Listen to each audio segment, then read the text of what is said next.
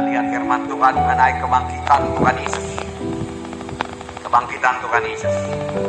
Jadi Tuhan Yesus benar-benar mati di kayu salib, benar-benar dikuburkan, lalu bangkit pada hari yang ketiga seperti yang dikatakannya. Luar biasa besarnya pengorbanan Tuhan Yesus di kayu salib untuk semua manusia yang berdosa. Tuhan Yesus telah mati di kayu salib supaya kita beroleh hidup yang kekal. Di kayu salib Tuhan Yesus menanggung semua dosa kita, penyakit kita, segala kutuk dosa, kelemahan, supaya kita memulai satu kehidupan yang baru di dunia ini, sama sekali baru. Karena kita adalah kejadian yang baru, yang lama sudah berlalu. Kemudian kita mewarisi hidup yang kekal. Amin, saudara. Jadi semua saudara adalah baru. Haleluya. Dosa-dosa yang lama dilupakan Tuhan semua. Jadi kejadian yang baru yang terus-menerus diperbarui, yang menjadi seperti Yesus. Jadi kita bertumbuh terus dalam Yesus, darahku dan berbuah bagi Yesus. Amin. Kebangkitan Tuhan Yesus adalah kebangkitan tubuh, bukan hanya jiwa dan roh saja. Tubuhnya juga bangkit. Tuhan Yesus benar-benar bangkit daripada kematian. Inilah sorak kemenangan setiap anak Tuhan. Amin. Haleluya. Karena Yesus benar-benar bangkit daripada kematian. Puji Tuhan. Dalam 1 Korintus 15 ayat 14 dikatakan, tetapi andai kata Kristus tidak dibangkitkan, maka sia-sialah pemberitaan kami, sia-sialah juga kepercayaan kami. Sia-sia semua kalau Yesus tidak bangkit. Tidak ada Kristen, tidak ada sama sekali. Tidak ada orang diselamatkan, tidak ada dosa diampuni, tidak ada setan diusirkan. Tidak ada kejadian yang baru, tidak ada kelahiran baru, tidak ada baptisan Roh Kudus, tidak ada. Karena hanya satu yang bisa membaptis, yaitu Tuhan Yesus.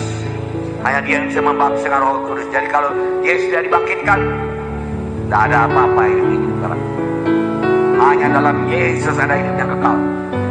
Firman Tuhan pada pagi hari ini, kalau kita nanti menghadap sorga, darahku, kita perlu darah Yesus. When I see the blood, I'll pass over you. Kalau aku lihat darah itu, aku akan melaluinya. Malaikat maut tidak bisa memberi maut. Kalau dia lihat darah itu ada pada jenang pintu kiri kanan, dalam saja dia masuk rumah itu. Darah domba itu berkuasa, lambang daripada darah Yesus. Sekarang kita tidak menerima darah domba, kita menerima darah Yesus yang sejati. Benteng kita yang teguh. Jangan andalkan kebaikan saya, maka saya diberkati Tuhan.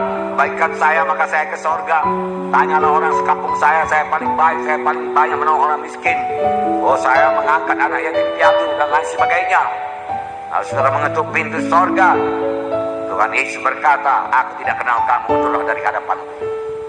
Tetapi kalau dia melihat darahnya sendiri, yaitu darah Yesus, maka dia tidak bisa menolaknya. Dengan darah Yesus saudara dibenarkan. Amin. Kebangkitan Yesus membuktikan bahwasanya Dia Allah adanya. 1 Yohanes 10 ayat 17-18. Bapa mengasihi aku, oleh karena aku memberikan nyawaku untuk menerimanya kembali.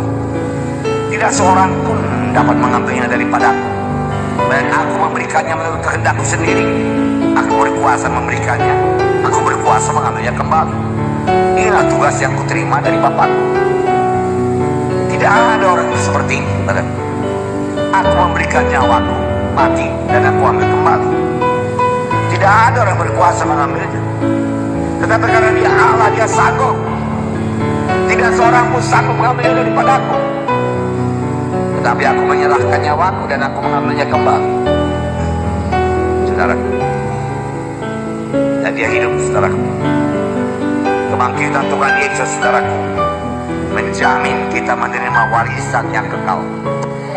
Ini yang diharapkan. Saudaraku, kalau pengharapan kita hanya satu mobil, dua mobil, satu rumah, dua rumah, saudaraku, mari maju. Cari kerajaan sorga, menangkan jiwa-jiwa. Haleluya, saudara. Pada waktu kami memulai pelayanan ini, saya dan istri saya melupakan segalanya, mengorbankan segalanya. Saudaraku, Lalu kami sebagai orang mabuk, saudaraku, siang malam mengerjakan pekerjaan Tuhan. Saudara,